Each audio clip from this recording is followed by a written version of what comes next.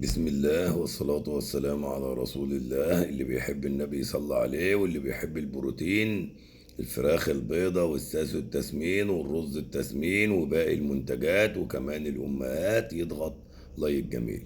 طبيعي التسمين ارتفاع النهاردة، وسبحان مغير الأحوال من حال لحال. امبارح كان السحب تعبان، الطلب النهاردة جميل والعرض قليل شويتين، والسوق الأبيض التسمين اشتغل 72 تنفيذات. أما عن الساسو التسمين فهبوط، ووصل الساسو التسمين إلى انخفاض ووصل إلى 100 جنيه تنفيذات، وكذلك الرز التسمين شغال 103 تنفيذات، وكذلك البلد الحر راح في 110 جنيه. أما عن الأمهات ملوك البروتين واللي بتنتج الكتكوت الأبيض التسمين، ففي الوقت الحالي الأمهات نزلت ووصلت ل65، واحتمال كمان تنزل تاني مرة أخرى خلال الأيام الجاية نتيجة لارتفاع أسعار الأعلاف. أما عن منتجات الأمهات سواء الأهالي أو الشركات اللي هي الكتاكيت فتنفيذات النهاردة 19 و20، ده بالنسبة للأهالي. أما عن تنفيذات الشركات من 23 ل26 تنفيذات. كتكوت الساسو التسمين ماسك شويتين وشغال في الوقت الحالي 15 جنيه، الرز التسمين شغال 13، والبلد الحر شغال 11 جنيه تنفيذات.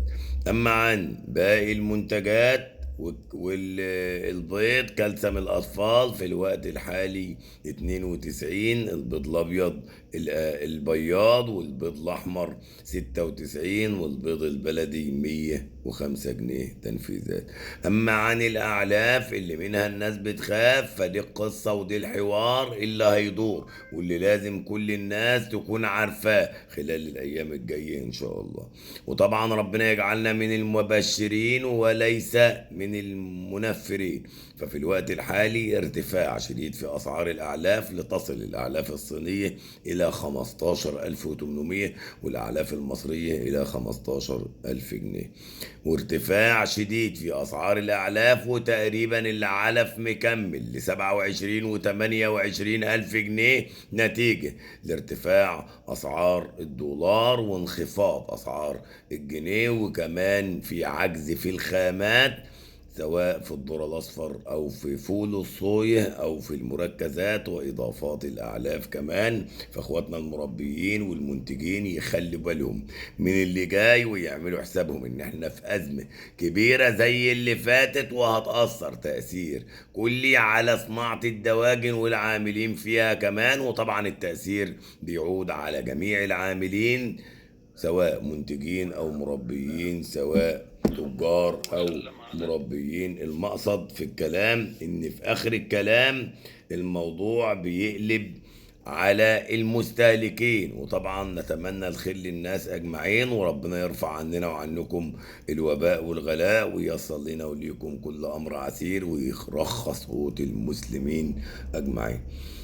بنحبكم في الله، واللي بيحب النبي يصلى عليه، واللي بيحب الخير للناس يعمل شير. وعشان تعرف معلومات كتير عن صناعة الدواجن تابعنا على صفحة بورصة المنصورة للدواجن إدارة الحاج عبد المغيث، وعلى قناة رئيس جمهورية الفراخ على اليوتيوب يصلك كل الجديد، وتعرف كل المعلومات عن الفراخ والبيض والكتاكيت والأعلاف.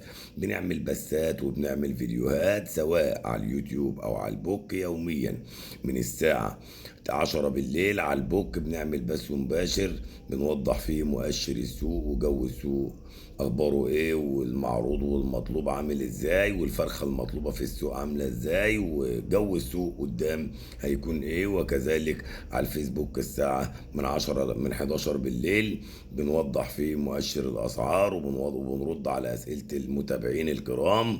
وبنحبكم في الله، وربنا يرفع عننا وعنكم الوباء والغلاء، ويصل لنا وليكم كل امر عسير. نشوفكم على اخر الليل على خير، ونشوفكم من خير لخير، والسلام عليكم ورحمة الله وبركاته.